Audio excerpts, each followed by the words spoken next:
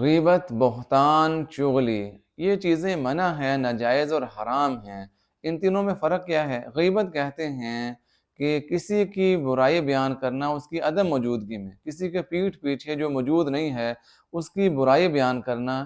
یہ غیبت کہلاتی ہے۔ اور دوسری چیز ہے چغلی، نمیمہ جسے کہتے ہیں عربی میں۔ اس کا معنی یہ ہے کہ کسی کے عیب کو، برائی کو بیان کرنا،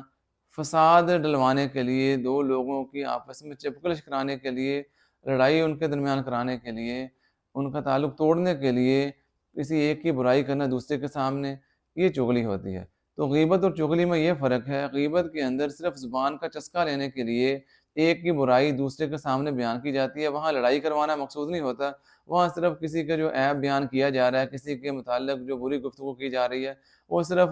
زیب محفل کے لیے اور صرف زبان کے چسکے کے لیے نا وہ برائی بیان کی جاتی ہو، اور اس میں لڑائی کرانا مقصود نہیں ہوتا، یہ غیبت ہوتی ہے۔ جبکہ چغلی وہ ہوتی ہے جس میں دو لوگوں کے درمیان کوئی ایسی بات کی جاتی ہے ایک دوسرے کی عدم موجودگی میں، جس سے ان کی آپس میں نفرت پیدا ہو جائے، ایک دوسرے کے بارے میں ان کا تعلق ٹوٹ جائے اور بدگمان ہو جائے ایک دوسرے سے، تو یہ چغلی ہے، اور دونوں منع ہیں، دونوں ناجائز ہیں۔ اور تیسری چیز ہے بہتان۔ بہتان یہ ہوتا ہے کہ کسی کے اندر کوئی عیب ہے نہیں لیکن اس کے اوپر اس کا الزام لگا دینا، کسی کے اوپر کوئی جھوٹا الزام گھڑ کے لگا دینا کہ اس نے یہ جرم کیا ہے، یا اس نے یہ غلط کام کیا ہے، یا یہ غلط بات کی ہے، حالانکہ اس نے یہ جرم نہیں کیا، اس نے یہ غلط بات نہیں کی، اس نے یہ گناہ نہیں کیا، لیکن کسی کے اوپر جھوٹا الزام لگا دینا، بلیم کر دینا، یہ بہتان ہوتا ہے۔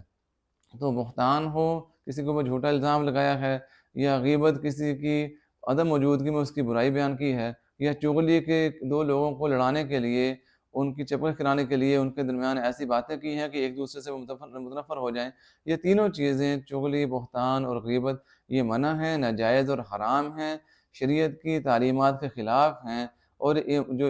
اسلامی اخوت اور بھائی چارہ ہے، رواداری ہے، اس کے بالکل یہ چیزیں برخلاف ہیں۔ اس لیے ان سے بچنا چاہیے، اپنی مجلسوں کو، اپنی محفلوں کو پاک رکھنا چاہیے، عمدہ اور مثبت اور اچھی گفتگو کرنی چاہیے،